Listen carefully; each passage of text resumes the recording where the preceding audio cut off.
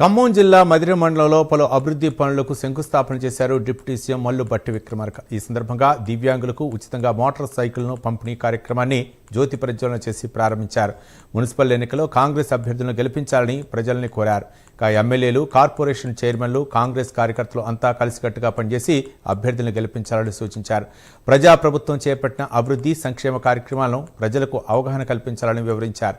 2047 vision document ప్రకారం $3 trillion economy సాధించడమే లక్ష్యంగా పనిచేస్తున్నామని భట్టి విక్రమార్క తెలిపారు.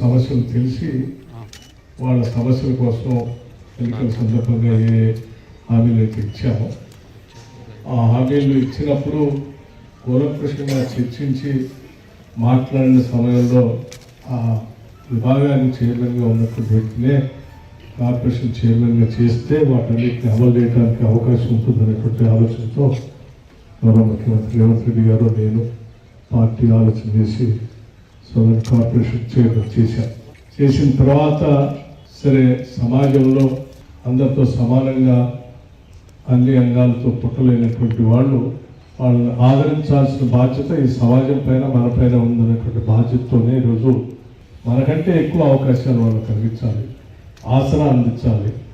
అలా ఆసరా అందించి వాళ్ళు చేయించి మీకు ఇబ్బంది ఉన్నప్పటికి కూడా ఈ సమాజం మొత్తం కూడా మీతో ఉన్నది, మీరు అంగవైకల్యంతో ఉన్నాము అనేటువంటి బాధ, ఆవేదన మీ మనసులో ఎప్పుడు ఉండకుండా చేయాలనేటువంటి ఆలోచనే ఈ రాష్ట్ర ప్రభుత్వం యొక్క ఆలోచన.